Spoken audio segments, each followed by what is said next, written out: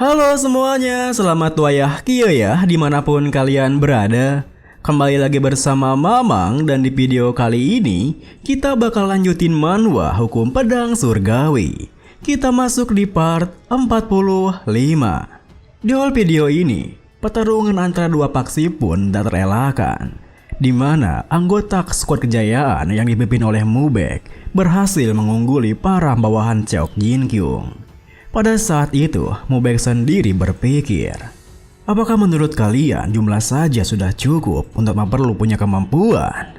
Tentu saja, kemampuan Mubek yang begitu menonjol langsung menjadi pusat perhatian para bawahan Cheok Jin Kyung yang lain. Meskipun begitu, skuad kejayaan yang lain yang menyadarinya pun tak hanya tinggal diam, di mana mereka juga bergerak untuk melindunginya. Kami akan menghadapi kalian, keparat. One Strike Sword Technique, Unmatched Dragon Sword, One Strike Sword Technique. Melihat anggota skuad kejayaannya yang bisa mengungguli mereka, Biksu Manbek yang merasa bangga berkata, berkat putranya Moon Splitting Swordsman, moral yang lainnya jadi ikut meningkat. Master Gongbek menambahi, dia benar-benar menonjol seperti bangau di antara para ayam. Meskipun usianya masih muda, tetapi kemampuan seni bela dirinya sama sekali tidak kurang. Mendengar perkataan mereka, Pali yang masih merasa waspada menuturkan, memang bagus melihat peningkatan kemampuan dari seorang tuan muda, tapi kita tidak boleh membiarkan mereka mengulur waktu untuk bisa kabur. Sepertinya akan lebih bijak jika kita ikut bergabung dalam pertarungan dan menghabisi mereka semua sepenuhnya. Tidakkah kalian setuju dengan itu? Biksu Manbek membalas, Military Sword masih belum perlu ikut campur, biarkanlah kami yang menangani ini untukmu. Tepat setelah mengatakan itu, Biksu Manbek dan Master Gongbek pun melompat masuk ke tengah-tengah pertempuran dengan tekniknya Shaolin 72 Arts. Tentu saja, keikutsertaan mereka membuat skuad kejayaan semakin unggul, hingga Pali sendiri berpikir, sesuai dugaan, tidak dilakukan lagi kalau pasukan kita unggul melawan musuh. Akan tetapi, ada suatu hal yang menggangguku, yaitu sikap mereka yang begitu tenang. Apakah melewatkan sesuatu? Di saat Pali memikirkan hal itu, salah satu dari elit bawahan Cheok Jin Kyung menyeringai berkata, haruskah kita mulai menangkap mereka? Mari kita mulai dari para biksu itu terlebih dahulu. Tepat setelah perkataannya, keempat elit bawahan Cheok Jin Kyung melesat maju dengan tekniknya masing-masing. Para bajingan ortodok yang songong, rasakanlah kipas besi dari Underworld Ghost ini. Seketika itu juga, Master Gongbek yang merasakan jika serangannya itu tertuju kepadanya, langsung melompat untuk menghindarinya. Namun, ia dibuat lengah ketika melihat serangan tersebut malah melukai rekannya sendiri, hingga dirinya tak bisa bereaksi menghindari serangan sabit berantai yang mendarat tepat di pundaknya. Bersamaan dengan teriakan kesakitannya, pemilik sabit berantainya tersenyum puas berkata, apa kalian datang untuk memusnahkan kutus Yomyung kami dengan seni bela diri yang menyedihkan itu? Keputusan yang terlalu bin songong itu akan menuntun kalian langsung ke dalam kubur hari ini. Melihat seniornya yang begitu terpojok, Biksu Manbek pun segera berlari ke arahnya. Kakak senior, bajingan, apa kau tidak takut dengan kemarah Shaolin? Sayangnya, pergerakannya seketika terhenti oleh seorang elit lain yang menyerangnya. Amarah apanya? Hei, biksu muda, yang terburu-buru begitu. Setelah dia mati, selanjutnya adalah giliranmu. Situasinya pun semakin genting ketika elit lain berusaha membunuh Master Gongbek sembari berkata, kau sudah memoles kepalamu dengan sangat baik dan membuat menjadi lebih mudah untuk dipotong. Aku akan memotong kepalamu itu dengan sangat bersih. Untungnya, belum sempat ia melayangkan pedangnya, Mubek dengan cepat datang menghalaunya dengan tekniknya Nine Heaven Arts, bentuk keempat, One for Disaster Cycle. Seketika itu juga, para elit di sana menatap tajam ke arahnya, karena lagi-lagi Mubek ikut campur. Kemudian, di saat Mubek berada di dekatnya, Master Gongbek yang kesakitan berkata, Tomo Daeon, benda ini menancap di pundakku. Mendengar perkataannya, seketika itu juga Mubek melepaskan sabit berantainya sembari berteriak, bajingan angkuh, kalian pikir ini akan berjalan sesuai keinginan kalian, ha? Mendengar teriakannya, salah seorang elitnya berpikir, kukira dia bakalan lemah karena dia kelihatan seperti seorang pelajar. Tapi siapa sangka kalau ternyata dia punya kemampuan yang setara dengan pendekar tingkat atas. Saat ia berpikir seperti itu, ketua mereka, Chok Jin Kyung, datang menghampirinya dari belakang. Menyedihkan, karena sekte-sekte ortodoks sudah serius akan hal ini. Kita tidak boleh lengah. Melihat kemunculannya, Pali yang sedari tadi memperhatikan dari belakang tentu mendekat untuk menghadapinya. Sepertinya giliranku sudah tiba. Gunakanlah momen ini untuk menarik napas Tomo Daeon.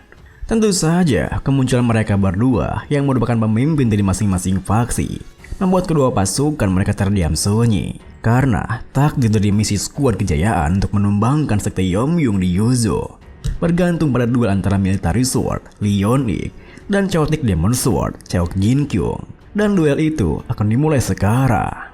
Lalu, di tengah suasananya yang semakin menegang ketika mereka berdua berhadapan, Chok Jin Kyung tersenyum berkata, "Sudah lama sekali ya, Military Sword. Aku sudah menantikan hari ini datang. Alasan aku menetap di Yuzo adalah karena kau. Akhirnya, aku bisa bertemu denganmu." Pali membalas, "Begitukah? Tapi kau siapa? Aku sama sekali tak ingat. Tapi kau memang kelihatan agak familiar sih." Chok Jin Kyung yang tak menduganya pun merasa kesal menimpali. Apa? Bajingan kau Military Sword? Apa kau benar-benar tak ingat aku? Coba ingat-ingat lagi muka ini." Dengan tingkah bodohnya, Pali melanjutkan, Ya, aku sama sekali tak mengingatmu. Mau diingat-ingat sekeras apapun, aku sama sekali tak ingat denganmu. Kalau aku tak ingat denganmu, itu artinya kau adalah orang yang tidak penting kan?" Chok Jin Kyung yang tersinggung dengannya menekankan, "Apa? Tidak penting? Beraninya kau bicara omong kosong seperti itu di hadapanku?" Melihatnya yang begitu kesal, Pali yang hanya berpura-pura tak mengingatnya tersenyum berpikir, kau memang mudah marah sejak dulu. Chaotic Demon Sword, Chok Jin Kyung, dari 3 Master Bandit Union. Bagaimana bisa aku melupakanmu? Tapi tak kusangka, Chaotic Demon Sword dari Bandit Union yang dulunya ditakuti, sekarang malah menjadi anjing pemburunya Kutus Yomyung. Kutus demonik itu benar-benar melakukan segala cara yang mereka perlukan untuk merekrut para petarung kuat. Ini tidak akan mudah, tapi dia tidak pernah sebanding denganku, bahkan di masa lalu sekalipun. Saat Pali berpikir seperti itu, tanpa memedulikan seorang elit bawahannya yang mintanya untuk tenang, Chok Jin Kyung berteriak, "Oke, kalau begitu, saat ini, di era hijau ini, aku akan membuatmu tak bisa melupakan hari ini." Tepat setelah ia mengatakan itu, Pali pun melesat maju dengan tekniknya Unchanging Scored Earth Sword yang membuat Chok Jin Kyung terkejut dengan kecepatannya. Meskipun begitu, Chok Jin Kyung masih bisa menahannya, hingga Pali yang berusaha menekannya berkata, "Ya, melihatmu dari dekat seperti ini, aku ingat wajah menyeramkan itu sekarang. Chaotic Demon Sword, Chok Jin Kyung. Tetapi, berani-beraninya menit-bis di pegunungan, menyebabkan kekecauan seperti ini di dunia murim."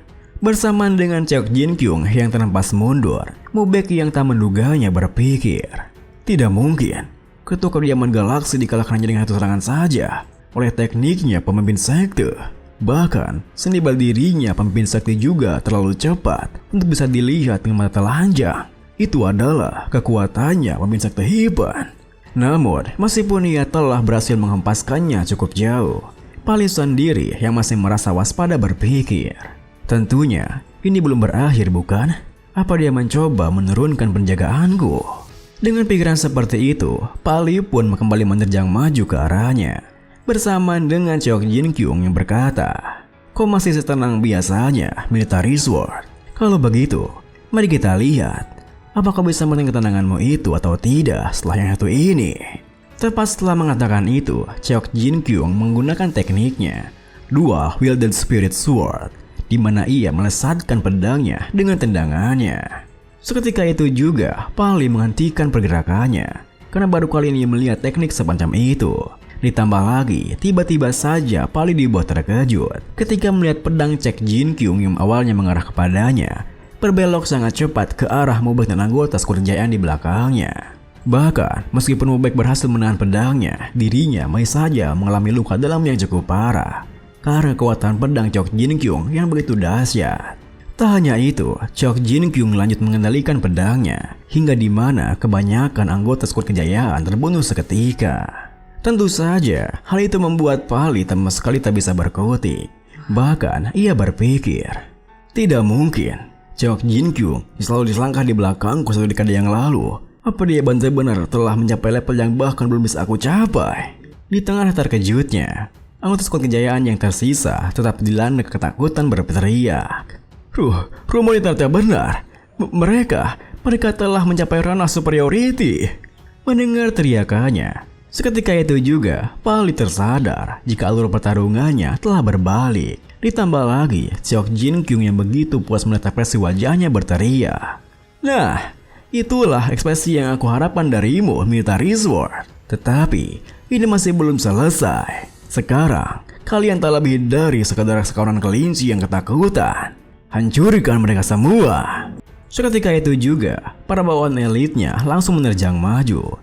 Yang membuat anggota skuad kejayaan yang tersisa mau tak harus kembali bertaruh. Namo Amitabha, hingga aku menghembuskan napas terakhirku.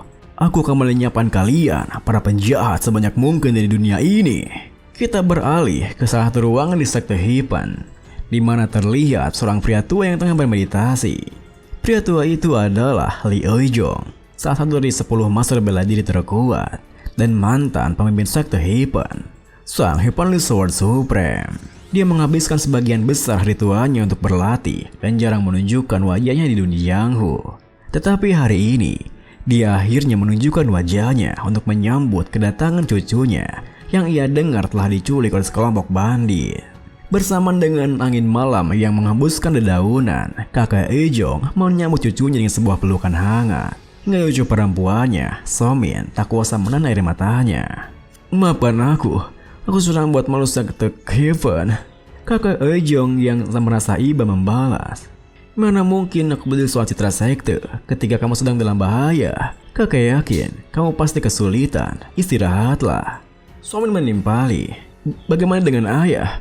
Aku dengar ayah pergi untuk mengalahkan waktu Seomyung. Ayah akan baik-baik saja kan? Pidanya pun diakhiri dengan kakak Eui-jong tersenyum melanjutkan.